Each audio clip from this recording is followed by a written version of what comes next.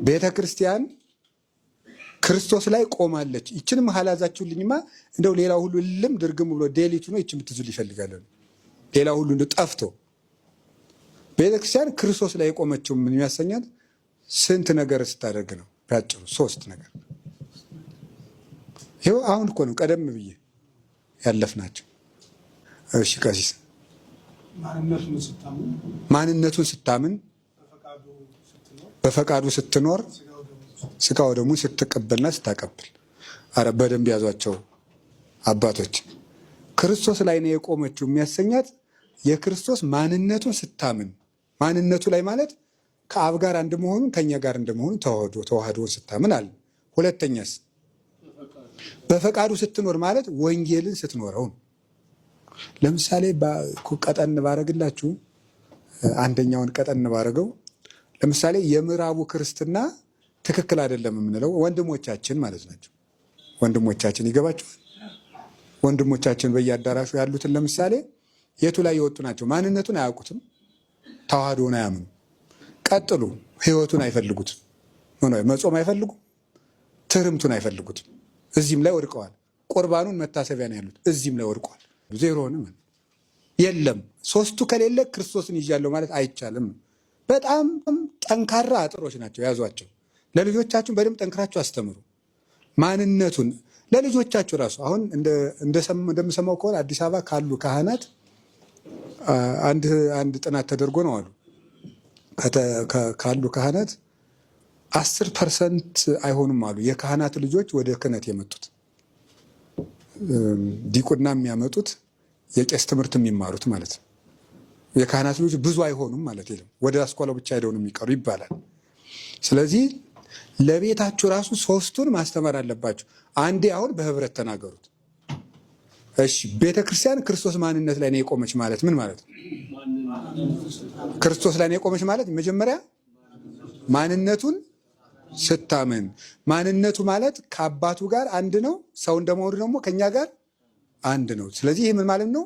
ተዋህዶ ነው፣ ሁለት አይደለም ነው፣ አንድ። እሺ ይሄ ማለት ማለት ነው ባጭሩ ክርስቶስ መስዋዕት የሚቀበል ንጉሥ ነበር ነው። ዛሬም መስዋዕቱን የሚያሳርግልን ሊቀ ካህናት እሱ ነው። ዛሬም ሊቀ ካህንነትነቱ ይሰራል።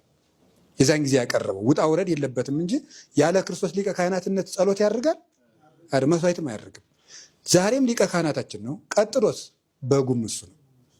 ስለዚህ ይሄ ነው ማለት ነው። ማንነቱን ማመን ማለት ከአባቱ ጋር ንጉሥ ከኛ ጋር መጥቶ ደግሞ ህሩይ ማእከለ እግዚአብሔር ወሰብ ወመጽአ ክርስቶስ አራቂ ማእከለ እግዚአብሔር ወሰብ ዮሐንስ አፈወርቅ የሚለው በሰውና በእግዚአብሔር መካከል የሚያስታርቅ ክርስቶስ መጣ ማለት ምን ማለት ነው? የሚያስታርቅ አባቱ ጋር የሚታረቅ እኛን ወክሎ የሚያስታርቅ መታረቂያም ታራቂም አስታራቂም 3ቱንም ይዞ የመጣ ክርስቶስ ነው። መታረቂያ ደሙ፣ አስታራቂ ሊቀ ካህናትነቱ፣ ታራቂ የሆነው ንጉሥ ከአባቱ ጋር ለሊሁ መስዋዕት ለሊሁ ሊቀ ካህናት በግ ለሊሁ ተወካፊ መስዋዕት ምስለ አብሆ መንፈስ ቅዱስ ከአባቱ ጋር መስዋዕት የሚቀበል መስዋዕት የሆነ መስዋዕቱን የሚያሳርገው እሱ ነው። ዛይረ ገላቡ ሩጾ ዕጣነ መስዋዕተ ስሙር የምንለው ማለት ነው።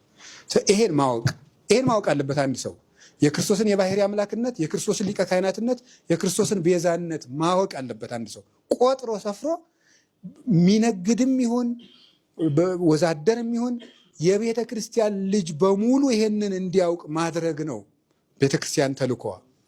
2 ንገሩኝ። በፈቃዱ መኖር ማለት የሚወደ ቢኖር ትእዛዜን ይጠብቅ ያላት ማለት ነው። ስለዚህ እሷን መጠበቅ ወንጌል እንደ ወንጌል መኖር። ስለዚህ ቤተክርስቲያን ሁላችንም ማለት ነው እዚህ ውስጥ ማንንም አላወጣም፣ እኔንም ይጨምረኛል። እንደ ወንጌል የሆነ ክህነት፣ እንደ ወንጌል የሆነ ምንኩስና፣ እንደ ወንጌል የሆነ ትዳር፣ እንደ ወንጌል የሆነ ሲኖዶስ፣ እንደ ወንጌል የሆነ መምህር፣ እንደ ወንጌል የሆነ ካህን፣ እንደ ወንጌል የሆነ ዲያቆናት፣ እንደ ወንጌል የሆኑ ልጆች፣ እንደ ወንጌል ያኖሩት ባለትዳሮች፣ እንደ ወንጌል የሆኑ ባይታውያን፣ እንደ ወንጌል የሆነ ገዳም፣ እንደ ወንጌል የሆነ ቤተ ክህነት ሲኖረን ማለት ነው። 3ኛስ በቅዱስ ሥጋው በክቡር ደሙ ታትሞ መኖር ማለት ነው። አሁን የክርስቶስ ደሙ ማህተማችን ደብዳቤ ተጽፎ ያለ ማህተም እንደ መቅረት፣ ይሄ እንደውም በጣም የወረደ ምሳሌ ነው። ቅዱስ ሥጋውን ክቡር ደሙን አለመቀበል ማለት ምንድን ነው? ይሄንን መስዋዕት ስታደርጉ ምንድን ነው ያለችው? ወሰወ ተገብር ወለዝንቱ ተስካረ ዚአየ ግበሩ ብሏል። መታሰቢያን አድርጉ ምን ማለት ነው? ስጋውና ደሙን ስትቀበሉ ይሄን ቁርባን ለእናንተ ለመስጠት የተቀበልኩትን መከራ አስቡ ማለት እኮ ነው። አንድ ሰው አይቆርብም ማለት ክርስቶስ አልሞተልኝ ብሎ ከማከድ ምን ያንሳል? የሞተው ለማቁረብ ከሆነ ማለት ነው። የሞተው እኮ ዓለምን ለማቁረብ ነው። ይሄ ነው ንስሐ ልጆቻችሁ በእነዚህ በሶስት መቃኘታቸውን፣ ሚስታችሁና ልጆቻችሁ በዚህ መቃኘታቸውን፣ ይሄን ቤተክርስቲያን በዚህ ልጆቿን መቃኘቷን እስቲ ልብ ብላችሁ አስቡ። እውነቴን ነው። እየጠፋን አይደለም ብላችሁ ታስባላችሁ? በእውነት በጣም በጣም በጣም አፋፍ ላይ ነው የቆምነው። ይሄን